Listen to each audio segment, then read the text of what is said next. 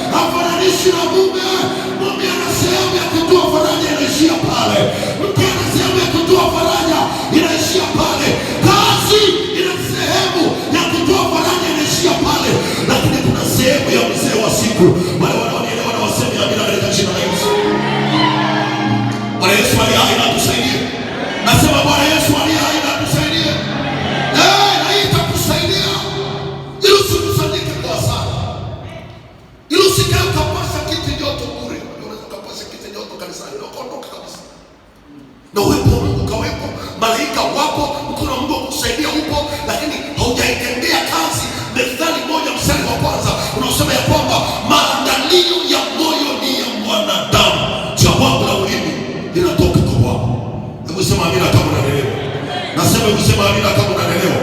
Nasema kusema amina kama unanielewa. Kwa hiyo usikubali kuishia kwenye mtambo. Haleluya, haleluya. Jamani, haleluya, haleluya. Jamani, haleluya, haleluya. Hakikisha unamwamini Yesu Kristo na unamshika Yesu Kristo sawa sawa, na unamwandama na kumtumikia na unatunza uaminifu kwake. Haleluya, haleluya. Nataka nikwambia atakushika mkono na atakuvusha kwenye maeneo, na wewe mwenyewe utashangaa na utashuhudia utukufu wake. Sema amina kama unanielewa. Bwana Yesu aliye hai na kusaidia. Sasa kwa hiyo hapa unaandika kutokutoa fungu la kumi au zaka. Kutokutoa fungu la kumi au zaka ni kuamua kuacha maagizo ya Mungu kwa makusudi. Ni kuamua kuacha maagizo ya Mungu, si maagizo yetu sisi watumishi wa Mungu. Unaacha maagizo ya Mungu. Kuna watu wanafikiri kutoa fungu la kumi ni maagizo ya mchungaji. Si ya mchungaji, sio yetu. Ni agizo la Mungu. Ni agizo la Mungu. Bwana Yesu aliye hai anatusaidia. Nasema Bwana Yesu aliye hai anatusaidia. Na mimi sijui hapa. Sijui hapa. Pale ambapo Mungu ameleta na kunipa ile kundi ambalo nalihudumia pale. Wale ambao nimekuwa nao kwa muda mrefu, na najua wameokoka na nabeba mambo yao kupeleka mbele za Bwana. Mimi nisipoona zaka yao ninawaita na kuuliza shida iko wapi, kwa sababu hakuna uhakika wa Mungu kujizilisha kwenye maisha ya mtu nje na kanuni ya Mungu. Namuita na kuuliza, na kwa sababu ni ukweli namuuliza na nasimama nao. Haiwezekani tukaogopa kusema ukweli wa Mungu. Angali kuna watu wameamua kuhubiri uongo na wamelipa pesa, wanakaa kwenye televisheni, wanafanya na wana mlima siri, wanakuangalia namna hii, wanakuambia tatizo lilonalo, njoo kwanza na sadaka ya ng'ombe leo, tembea na upone. Na unajua wanakuangalia namna hii, na hilo andiko kilitafuta sana, walipata wapi na hiyo hekima? Inadadada tu fulani, na wanaongea kwa ujasiri. Hatuwezi kuogopa kusema kweli ya Mungu kwa habari ya watu wachache. Sema mimi kama nanielewa. Na sio kwamba ukilipiga unapiga Mungu. Sababu unahubiri neno la Mungu. Nasema kwa sababu unahubiri neno la Mungu. Nasema kwa sababu unahubiri neno la Mungu. Na unajua ninawaambiaga, kuna baadhi ya wale ambao wanasema ya kwamba unajua mchungaji sio taratibu wako kanisa na kadhalika, ndio kufundisha mtu fulani yuko mbele na ndio nitakusia. Nasema unajua wachungaji wanahubiri fungu la 10 nini ili wale sadaka zetu au una sadaka. Unaweza kusema mwambie wewe huna sadaka. Mwangalie usoni mwambie wewe huna sadaka. Ukishaamua kusema ni sadaka yako, maana yake umejigeuza Mungu. Sadaka ni ya Mungu, si yako. Na ikitokea tunakula ya Mungu, akili yako, wale wanasema wale Mungu anasema nakula ya Mungu. Hali yako. Wala umwambie ndio mtu ambaye anasema nakula ya Mungu. Si yako.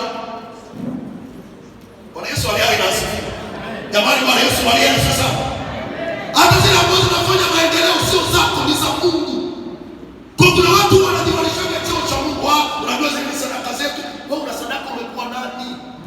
Mwenye sadaka ni Mungu. Hiyo ni heshima ya Mungu. Achana na meza ya mtu.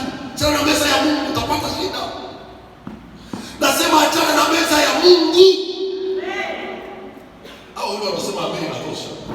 Ndio kuna sindano nyingine wazitoa ya ameni nyingi. Hebu sema amina kama unanielewa hapo. Nasema amina kama unanielewa hapo. Nasema amina kama unanielewa hapo. Jamani, Bwana Yesu asifiwe. Kwa kuacha kutoa ni kuamua kuyaacha maagizo ya Mungu, na wala si watumishi, wala si maagizo ya watumishi wa Mungu. Maandiko yanasema kwenye ile Zaburi ya 81, tomo msomaji mmoja ambaye tulikuwa tunatembea na yeye akisomea tukihubiri na yeye ile Zaburi ya 81, wale mstari wa 10 hadi 16 pale. moja nisome pale, ndio Zaburi 81 kuanzia mstari wa 10 hadi wa 16. Neno la Mungu linasema, mimi ndimi Bwana Mungu wako niliyekupandisha toka nchi ya Misri, Fumbua sana kinywa chako nami nitakijaza. Fumbua sana kinywa chako kuwa tayari na nitakujaza, nitakupa maarifa. Ndio. Lakini watu wangu hawakuisikiliza sauti yangu. Watu wangu, anasema Mungu, lakini hawakuisikiliza sauti yangu. Hawakuyasikiliza maagizo yangu. Ndio. Wala Israeli hawakunitaka. Nitawaacha wakaenda kwa ukaidi wa mioyo yao. Unapoamua kukaidi maagizo ya Mungu, bila sababu kwamba Mungu anakuacha uende kwa ukaidi wa moyo wako, waende katika mashauri yao. Anakuacha uende katika mashauri yako. Ndio. Laiti watu wangu wangenisikiliza. Anasema laiti watu wangu wangenisikiliza. Laiti wangelishika maagizo yao. Laiti wangeliaishi maagizo yao. Unajua walokole wengi wanabaki na kazi kubwa. Kanisa linabaki na kazi kubwa ya kuloanisha mkaka na makamasi na machozi na vilio, lakini hawashiki maagizo ya Mungu. Hawayaishi maagizo ya Mungu. Vilio na yowe na manuniko ndio mengi. Lakini Mungu anasema laiti wangeliyasikiliza maagizo yao. Wangeliaishi maagizo yao. Ndio. Na Israeli akaenda katika njia zako. Unaitwa Mkristo uende katika njia ya Kristo, katika maelekezo ya Kristo. Bwana Yesu aliye hai na tusaidia. Amen. Bwana Yesu aliye hai na tusaidia. Amen. Kwa nini? Bado kuna watu wanaitwa kanisa na wanasema nimeokoka. Bado kuna vita wanapambana nazo kwenye ulimwengu wa roho na zile vita zinawashinda. Kwa sababu wengi ni maneno mdomoni, lakini hawaishi wanachofikiri. Wale wa upande wa giza ambao wanapambana na watu wa upande wa nuru, taratibu za sheria ya upande wa kwao wanatii sawa, na miungu yao na uwepo wa miungu yao inaandamana nao. Kanisa linachukulia mambo kawaida. Bwana Yesu aliye hai anatusaidia. Bwana Yesu aliye hai anatusaidia. Anasemaje? Ningewadhili adui zao kwa upesi. Ningewaangusha maadui zao kwa upesi. Kumbe wewe ndio wa kwanza wa kutoa nafasi kwamba maadui zako waendelee kuishi na waanguke haraka. Sio Mungu kwanza, ni wewe. Anasema wakisikia na kuamua kwenda katika njia zangu, mimi kwa haraka sana ningeingilia kati vita yao. Anaendelea kusemaje? Na juu ya watesi wao ningegeuza mkono wangu. Ndio. Wamchukiao Bwana wangenyenyekea mbele zake. Wale wanaomchukia Bwana wangenyenyekea mbele zako. Bali wakati wao ungedumu milele. Bwana Yesu aliye hai anatusaidia. Amen. Bwana Yesu aliye hai anatusaidia. Anasema laiti wangelisikia Israeli, laiti wangekaa katika njia yangu, ningewarudi adui zao kwa upesi. Bwana Yesu aliye hai anatusaidia. Jamani, Bwana Yesu aliye hai anatusaidia. Sasa fahamu tu kwamba Mungu hajipendekezi kwa mtu, na Mungu hajipeleki mahali ambapo hajahitajika. Sasa Mungu anapojidhihirisha kwenye maisha ya mtu, amtetee kwenye eneo lolote lile, mwisho ni kwamba anataka heshima, anataka moyo unaotambua kwamba kwa hakika hapa nilipofikia si nguvu zangu, si ujanja wangu, si akili zangu, bali ni yeye. Halo. Kwa hiyo akikukuta huko nje ya maelekezo, ya maagizo, ya kile ambacho nataka ukifanye, akikurehemu sana, anatunza tu roho yako isiache kuliani usifu. Kwa sababu mwisho anapokutetea anataka ibada. Na ibada, wapendwa, tunaweza kusema ibada, watu wanajua kwamba tuimbe pambio la kusifu, tuimbe pambio la kuabudu na kadhalika. Hiyo ni sehemu ndogo sana. Kitu tunaposema ibada, naweza kusema tunaongelea habari ya kicho cha kimungu ndani ya mtu, hofu ya Mungu ndani ya mtu. Jamani, Bwana Yesu aliye hai na asifiwe. Yaani mtu akiwa anatembea ndani yake anajua kabisa ya kwamba hivi nilivyo, nilipo na unanisaidia, kuna mkono wa Mungu unanisaidia, kuna nguvu ya Mungu inanisaidia. Na mimi nataka nikwambie hao watu bado ni wachache sana, ni wachache sana hata katikati ya ibada. Ndio maana hata hapa ninakaa naangalia namna hii, nasikia wapigaji wanapiga vizuri, waimbaji wanaimba vizuri, najaribu kuangalia namna hii, kutafuta watu ambao wamezama kwenye wingu. Nikiangalia naona mmoja hapa na mwingine pale na kushoto pale, kuna mtu hata ile. Unajua nataka nikwambie ibada inayotokea ndani, tukianza tu kusema chakutumai, na mtu anaanza kusikia kunena kwa lugha. Yaani hata kama sio unajua kabisa ya kwamba hapa nilipo ni Mungu. Unajua kuna mahali tunafikia, tunachukulia kwamba unajua ni sisi, kama vile tulikuwa tumejipeleka tukajileta, ni kama tumejilaza na kujamsha. Nataka nikwambie yuko Mungu anayehusika na maisha yako. Na ndio maana uko leo. Wao wanaonielewa na waseme amina katika jina la Yesu. Haleluya, haleluya. Nasema jamani, haleluya, haleluya. Sasa Mungu ajipendekeze kwa mtu.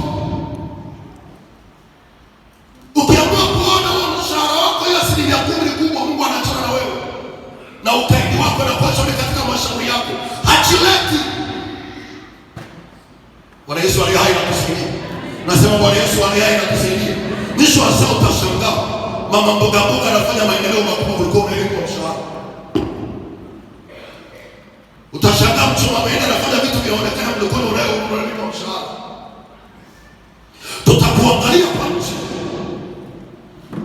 Sisi ambao hatuna kazi, tutasema yani Mungu, bora hata fulani ana ile kazi na ule mshahara, lakini huyo fulani mwenyewe ana msiba huko ndani. Naongea na watu wanaonielewa hapa. Jamani, Bwana Yesu aliye hai atusaidie. Amen. Nasema jamani, Bwana Yesu aliye hai atusaidie. Kumbuka pale nilipoanzia, pesa ina kikomo chako. Haleluya, haleluya. Nasema haleluya, haleluya. Nasema haleluya, haleluya. Sasa Mungu ajipendekeze kwa mtu. Ajipendekeze kwa mtu yeyote. Unakumbuka habari ya mfano wa Zakayo.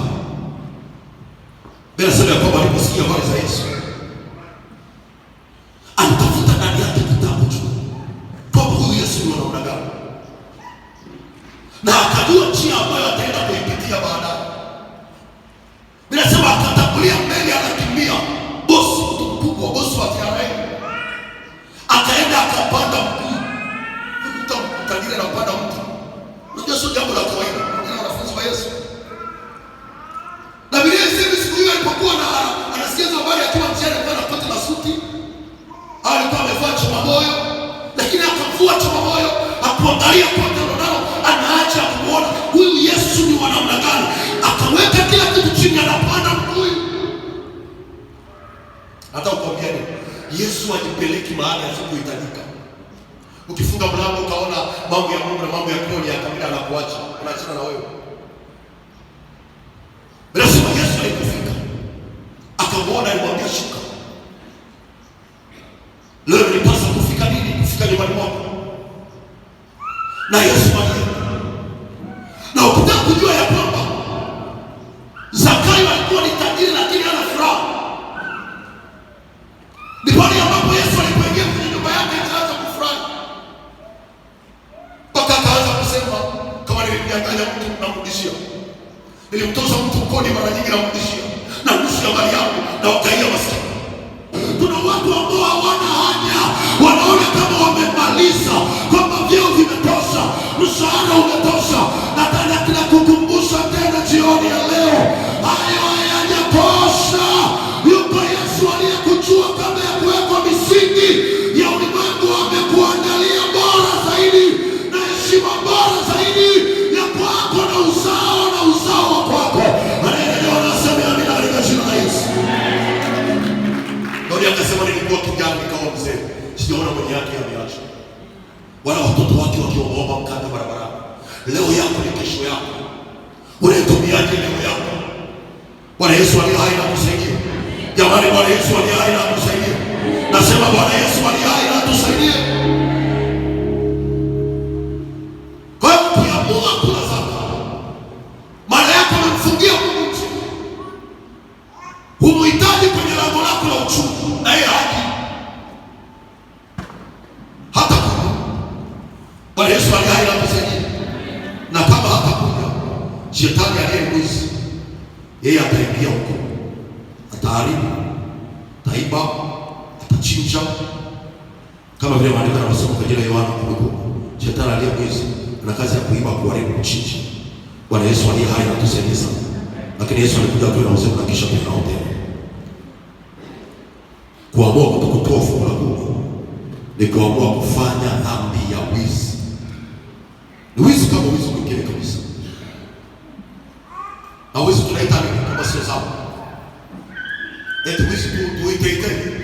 Tunalugha ya Ingereza kusema tofauti na dhambi. Wanafunzi wa Yesu, wizi tunajia tunaweza kusema tofauti na dhambi. Na maandiko yanasema kwenye ile Mithali 28 mstari ule wa 13, afichaye dhambi zake hatafanya nini? Hatafanikiwa. Lakini anasema yule asiyetamaye na kusiacha, anayeutama na kuacha, yeye atapata rehema. Bwana Yesu aliye hai anatusaidia.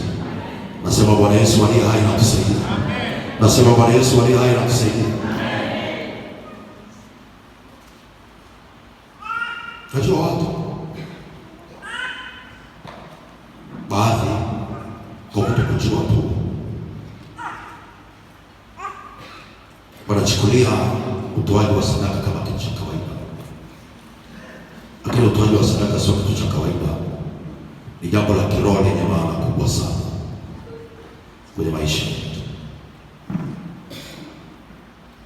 Miaka kadhaa iliyopita, shikamana furushi na wale kusema hapa,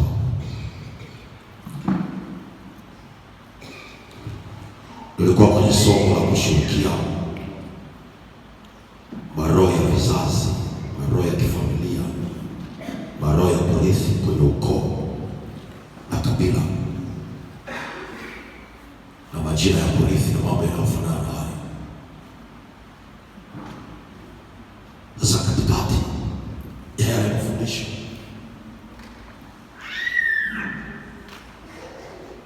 kuna mama akawa anakuja na sadaka kanisani, anaondoka nayo,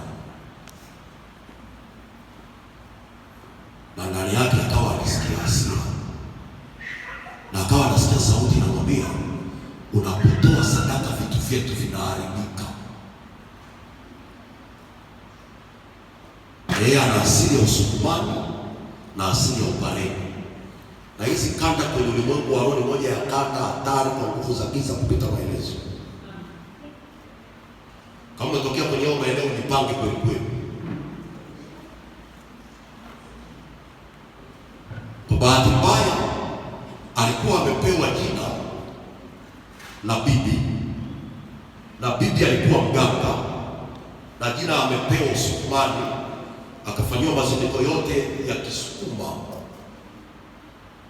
Unajua kule Usukumani mtu akiuma mafua anapelekwa kwa mganga. Yaani hospitali ni baadaye. Mpaka leo kuna maeneo mtu akiuma kichwa kwa mganga. Wameelewa katika asili hizo za kishiriki. Na wakati huo nakutana naye, tayari hiyo madhabahu ya bibi yake ambayo ilitaka halisi uganga imeshamuua mtoto tumboni, akafa. Na yeye aliletwa hatua karibia na kufa. So baada ya mtoto kufa, yeye mwenyewe hakupona, aliendelea kuumwa, akavimba mwili mzima, akawa hawezi hata kukaa. Ndio akaletwa, na alikuwa msabato, na ukiona msabato ameokoka. Bwana Yesu aliye hai anatusaidia. Wao waokoki kirahisi wao. Bwana Yesu aliye hai anatusaidia. Jamani, Bwana Yesu aliye sasa. Sasa tuko tunaenda kwenye kina kushirikia vyo vyanzo vya mateso ndani ya familia. Yeye amekaa kwenye kiti kama ninavyohubiri, na yeye anasikia hasira, anatamani anyanyuke aje aning'ate hapo kwa sababu kuna kitu namwambia, hiyo sadaka hata ulendi eneo leo kanisani, ondoka nayo, usitoe, unaharibu vitu vyetu. Kwa kuna mimi naendelea na sema hayo mambo na hayo maombi, yeye anakuja na sadaka, anaondoka nayo, anakuja na sadaka, anaondoka nayo. Nini wake alimwambia mwenzake kumwambia hiyo kitu sio ya kawaida, nenda kaishtaki. Ninaongea na wanafunzi wa Yesu hapo. Nasema naongea na wanafunzi wa Yesu. Nasema naongea na wanafunzi wa Yesu. Sadaka ikiwepo zaka ni ufunguo, ni sehemu ya kukushindia vita vyako kwenye ulimwengu wa roho. Sio kitu cha kawaida. Bwana Yesu aliye na kusaidia. Jamani, Bwana Yesu aliye na kusaidia. Na sio Mungu kwamba alipona, Mungu alimsaidia. Na kwa muda mrefu ambao alikuwa amepitia matibabu, daktari alikuwa anamwambia umetumia dawa nyingi sana, utaweza kupata uzao tena. Lakini nashukuru Mungu kwamba madaktari wanatibu, Mungu anaponya. Hebu sema amina kama unanielewa hapa. Bwana Yesu aliye na asifiwe. Mungu akamponya na akampa mtoto kabisa, na mtoto wa kike sana karibia miaka 4-5. Haleluya, haleluya. Jamani, haleluya, haleluya.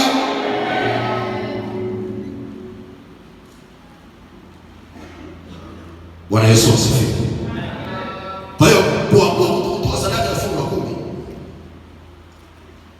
ni kuamua kufanya nini? Dhambi kwa makusudi. Bwana Yesu aliye hai anatusaidia. Lakini pia ni kuamua kuendesha maisha yako chini ya laana, tena laana inayotoka kwa Mungu.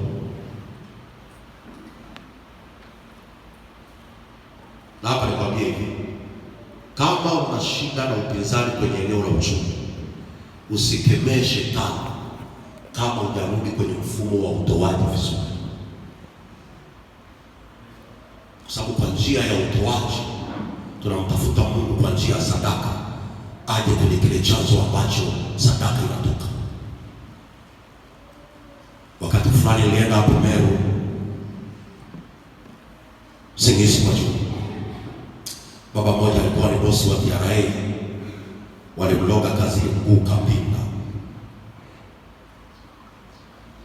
Tumia dawa zote, kila kitu, haikuwezekana.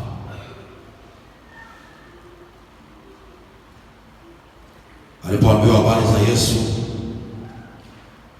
na mimi nikaambiwa habari zake, nikamfuata, nikaenda kwake, kaomba ule mguu kapona.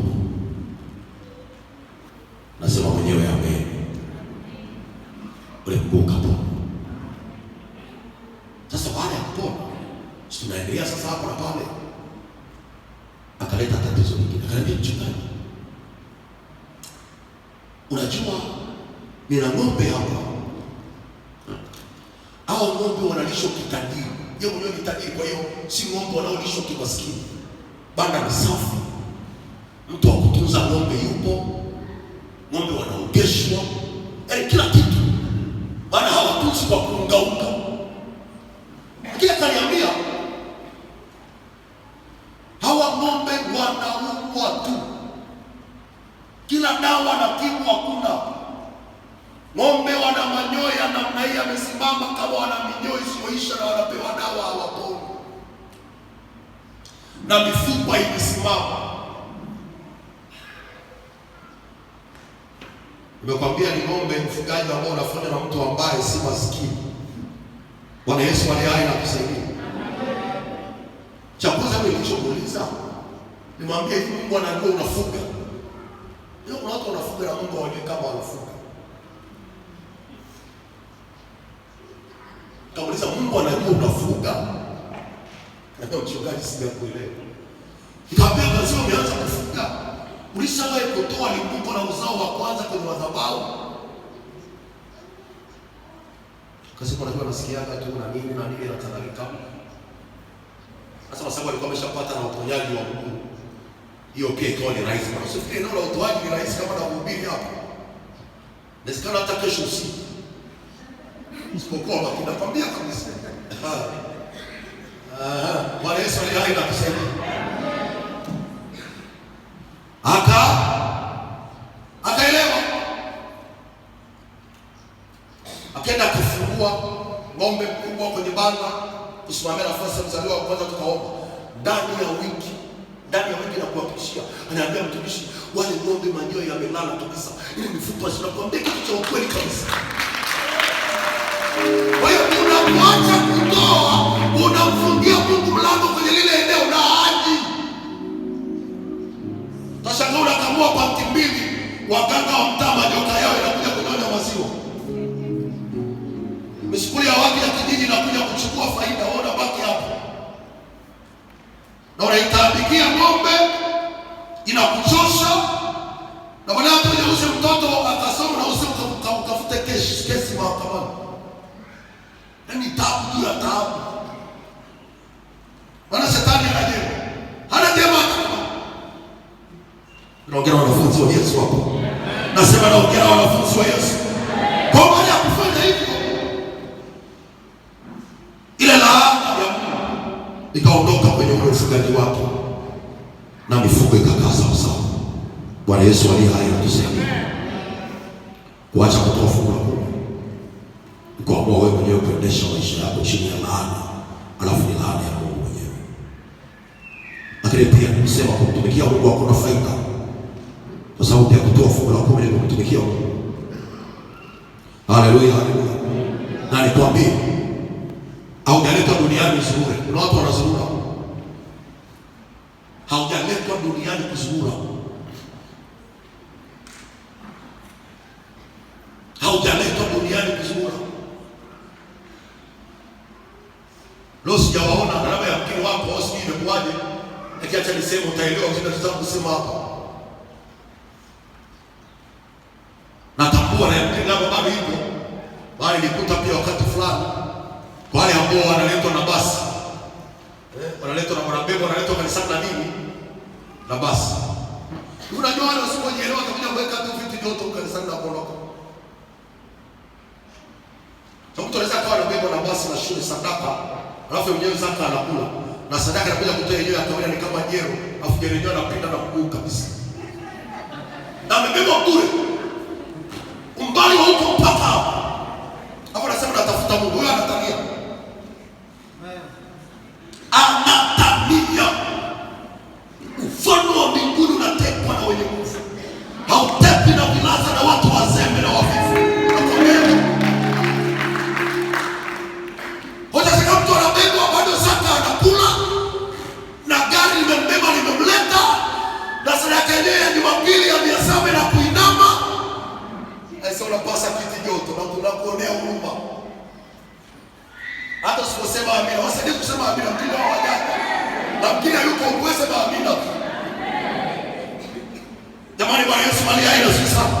Maandiko yanasema ni watu wangu lakini wanaangamizwa kwa kukosa maarifa. Kukosa maarifa.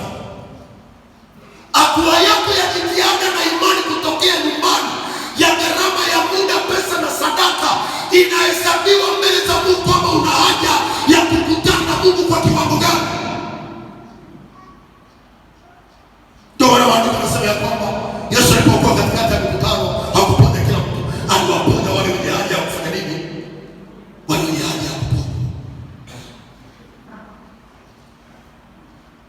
Sasa kama unakula zaka na bado na sadaka ile unatoa ndio hiyo ya manati, alafu kuna sadaka zimeweka gari mafuta na kuleta hapa, basi hapo. Kisha tuliweka leo hata kama si wewe, mwambie injili ndio hiyo. Kikutana nao na wakumbusha. Tikisha tu kwa sababu. Tikisha kidogo, maana nimekaa mnatia huko. Tikisha kidogo. Jamani, haleluya, haleluya. Nasema jamani, haleluya, haleluya. Mithali 9:6 nasema, enyi wajinga acheni ujinga mkaishi, mkaenende katika njia ya ufahamu. Bwana Yesu aliye anatusaidia. Ulimwengu wa roho hauna utani hata kidogo, na shetani wa utani hata kidogo. Ndio maana mimi wasifanyaje utani kabisa na jambo lolote la ulimwengu wa roho. Unajua ndani ya kufunga na kufungua unaweza kujikuta unalia. Ndani ya kufunga tu na kufungua namna hii. Bila sema shetani ni kama simba ambaye amemshtaki. Anazunguka zunguka na tafuta mtu wa mbele. Halo? Bwana Yesu aliye hai na atusaidie.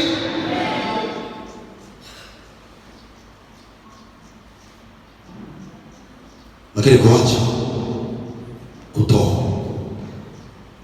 fungu la 10 ni kuamua kuchukua kitu kilichowekwa wakfu kitakatifu na kuchanganya na vitu vyako.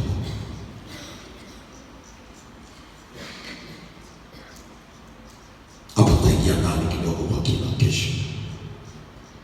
Kinataka nikwambie hivi, kama Mungu wa kumhurumia mjane wa Sarepta, acha kujihurumia, acha kutia huruma. Kuna watu wanataka kanisa wanatia huruma namna hii. Acha kutia huruma. Unajua Mungu ni mbali sana. Maandiko yanasema kwamba Elia alipelekwa kwenda kwa mjane wa Sarepta. Alafu nasema kwamba Mungu amemwamuru yule mjane wa Sarepta amlishe Elia. Unajua ingia kilini?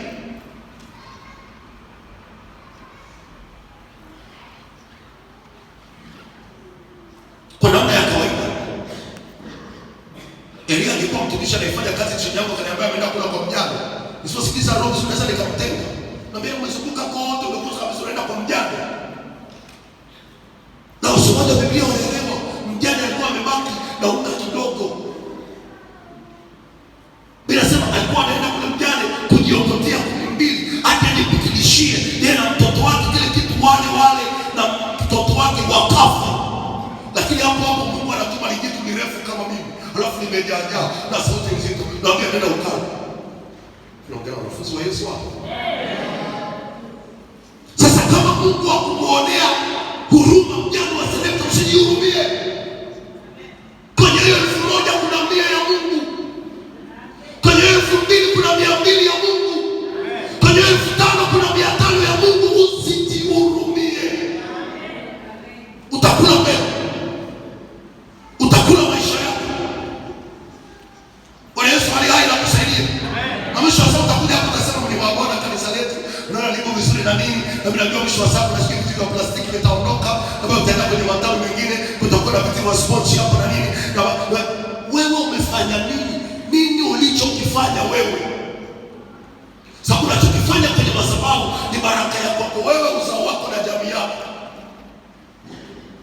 Hata wakanyanyuka hapo wakawa wanawajibika kwenye kazi 2 watatu, askofu na vile ambavyo ninamfahamu na ukarimu alionao, hata shida kuendelea kufanya mahali ambapo yupo na Mungu amembariki, kuendelea kukaa vizuri. Anaendelea kuchukua baraka zote kwake na watoto wake na familia yake. Unakuja kupiga makofi hapo. Unaondoka na nini? Unaondoka na nini? Ndio watu wanataka wewe kuambia hapo. Ndio nafundisha pia utoaji hivi.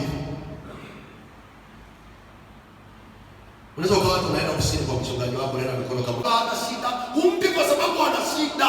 Unatoa ni kanuni katika ulimwengu wa roho. Kwa hiyo kwa wakati huo, kama kweli hiyo sukari yako kilo 1, yaani ndio umejitutumua mpaka jasho la mwisho, ina thamani. Hapa iangalia natural wana ni muunganiko kati ya madhabahu ambayo Mungu amekupa pamoja na wale atakajibu kwenye madhabahu. Bwana Yesu alihai na asifiwe. Jamani, Bwana Yesu alihai na asifiwe. Yesu akuza mwalimu utatembea hivi unamwelekea, unajua anavyo, na yeye anaga shida, nimekuja unalia pale kabisa, unaondoka mna kitu.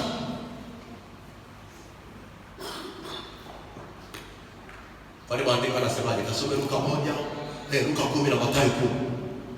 Bila sema wale mitume walipokuwa wanaingia kwenye zile nyumba za wale watu, walitoka wakae wale waulize kuna mgonjwa. Kasome vizuri. Alafu waliambiwa siamu yao. Kwa tukiacha kula huwa tu ni hekima, lakini maandiko yanasema akifika nyumbani kwako mtumishi wa Mungu atakuwa umeandaa vizuri. Alafu ulize mgonjwa. Waliambiwa kuleni na kunywa mtakavyowekwa mbele yenu, alafu mponye wagonjwa. Sasa wale wanaweza natokea kabisa mtumishi anafika nyumbani kwake, nimepigwa, nililala sebuleni, nilifukuzwa,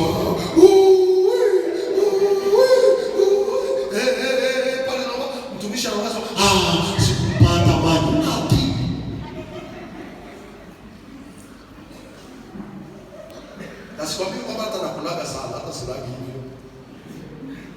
Na kwa sababu watu wameendelea kuwa wabaya na maandiko yanasema ya kwamba kwa kuongezeka maasi upendo unapoa. Hatuli kila mahali sasa. Hao washirika hao. Chungaji huko wako na washirika na washirikina huko. Haya makundi matatu yako.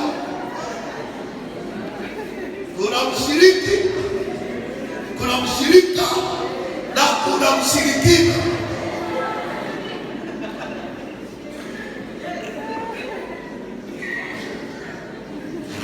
Sasa hatulaki kila mahali. Nimekupa tu wale kama ni kanuni maandiko yanavyosema utambue. Bwana Yesu aliye hai na asifiwe. Jamani, Bwana Yesu aliye hai na asifiwe. Hali ni mbaya, unaitwa si mchafu.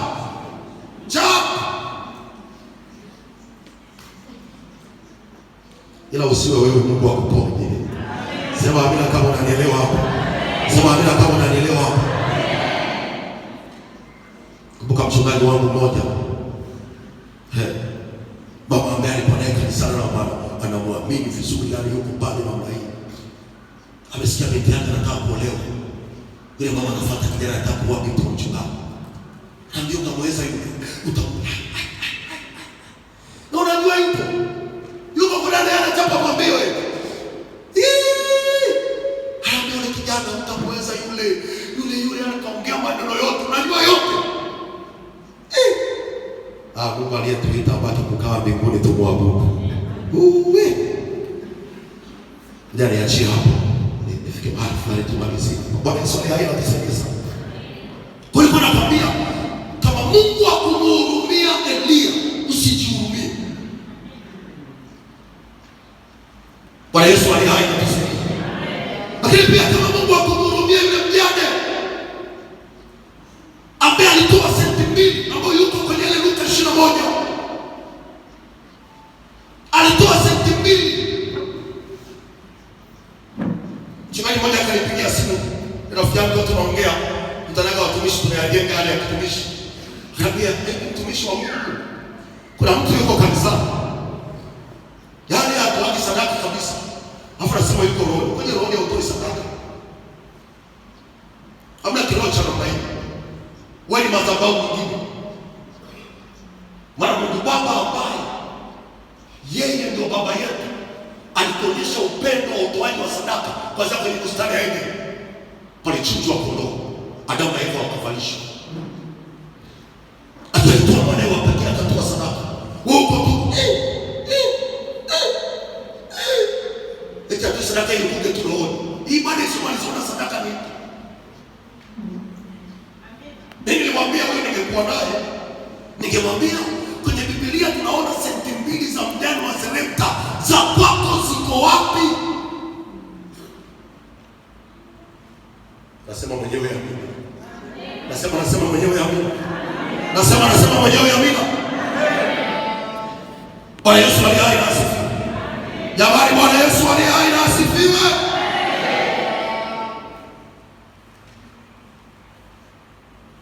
Kwa hiyo kama Mungu akumhurumia yule mjane aliyetoa senti 2, hatutakiwi kukuhurumia. Kwenye hiyo gunia moja uliyopata kuna cha Mungu. Kwenye hiyo 10,000 uliyopata kuna cha Mungu. Na hiyo ni kanuni iliyobeba baraka zako. Na hakuna katikati. Na utakiwi kujihurumia. Na ukiamua kula unakula maisha yako. Bwana Yesu aliye hai na atusaidie. Bwana Yesu aliye hai na atusaidie. Bwana Yesu aliye hai na atusaidie.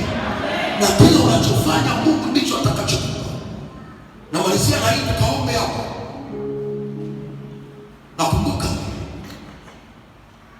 nikiwa tumishi kanisani, bado wito wa kichungaji simeupokea.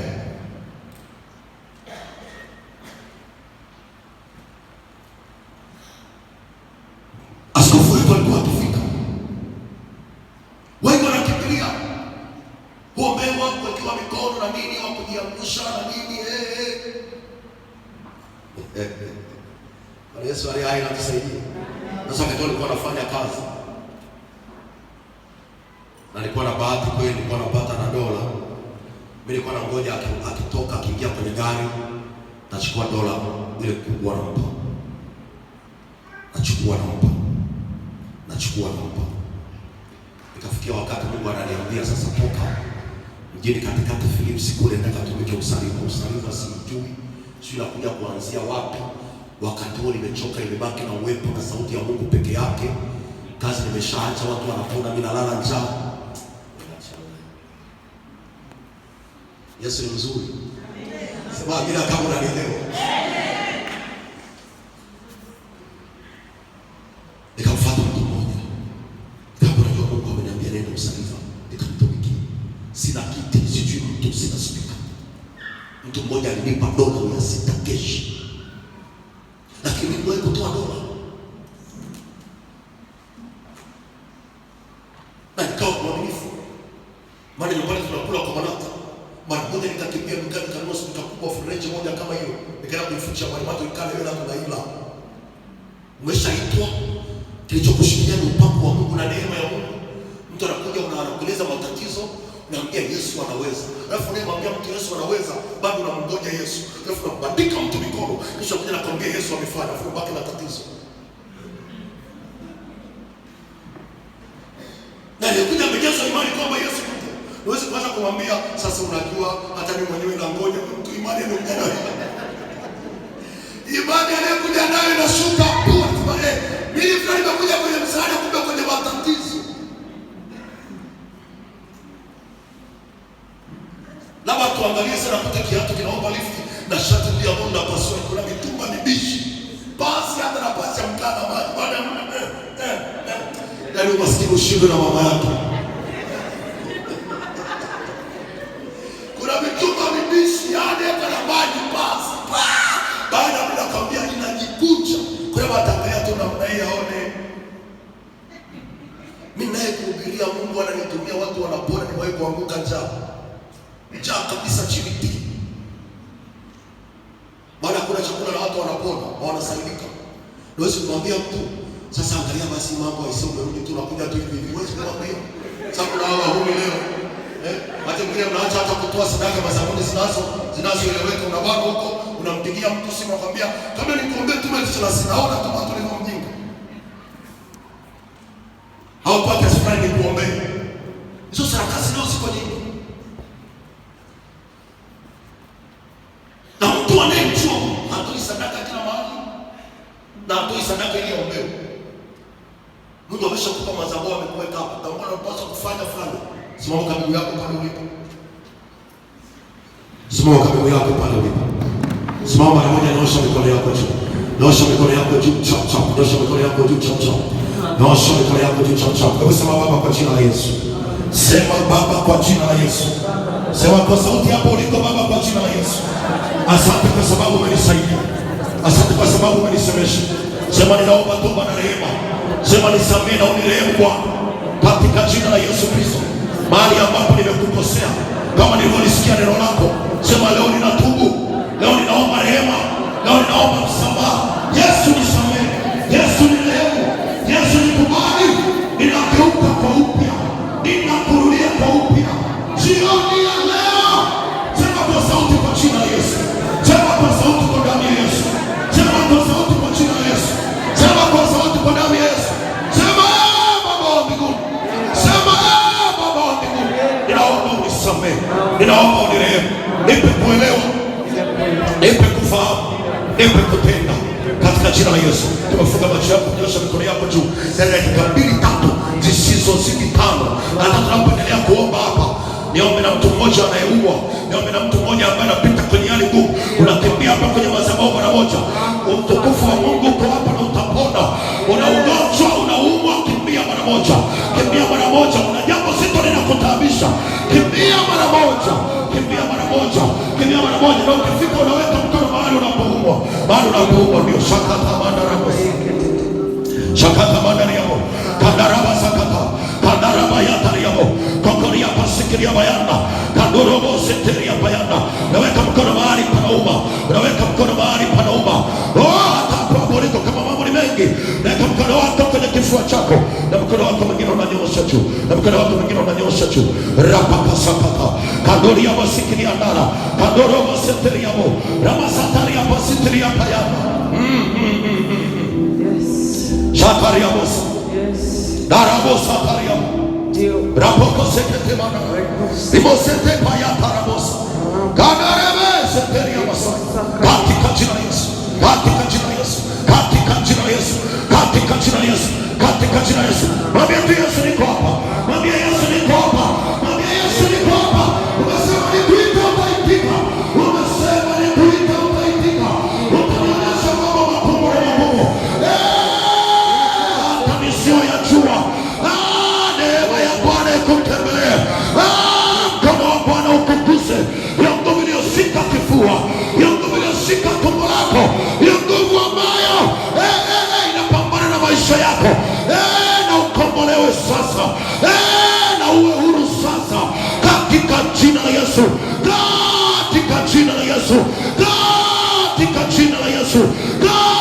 Katika jina la Yesu. Katika jina la Yesu. Achia mishipa yake ya uzazi. Achia tumbo lake la uzazi. Achia tumbo lake la chakula. Achia kifua chake. Achia kichwa chake. Achia maisha yake. Kwa jina la Yesu Kristo. Kwa jina la Yesu. Kwa jina la Yesu.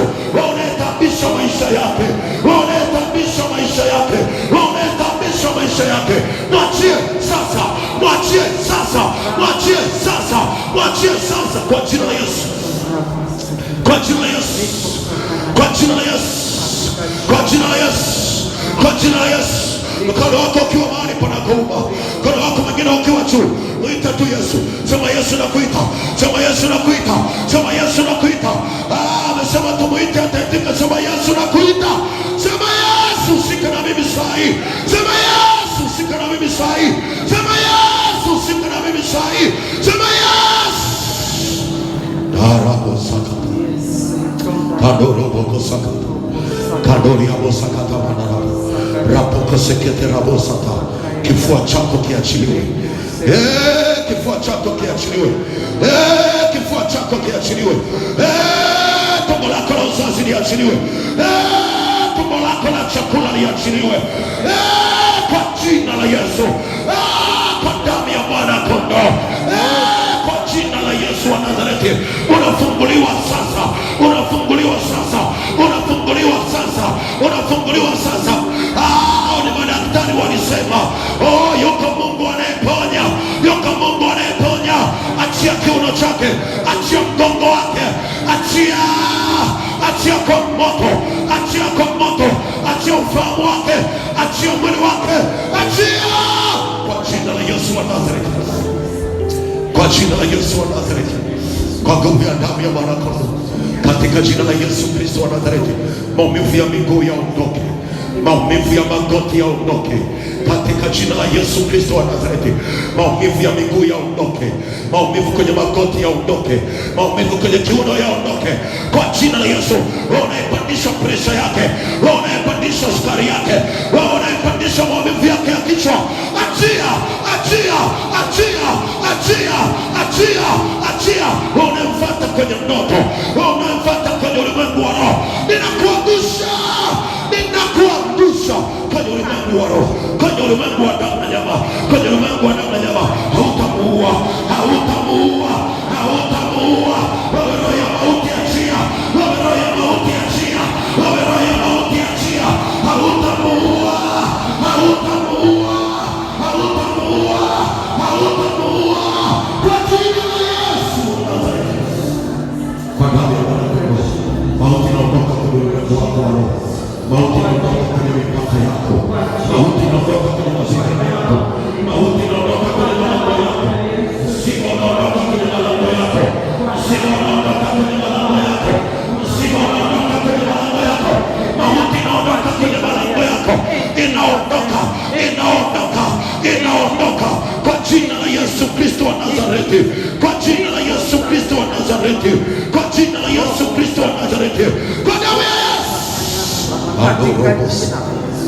katika jina la Yesu Kristo wa Nazareti. Neema yako Kristo iwe juu ya watoto wako kwa damu ya Yesu, katika jina la Yesu Kristo wa Nazareti, jina lipitalo majina yote.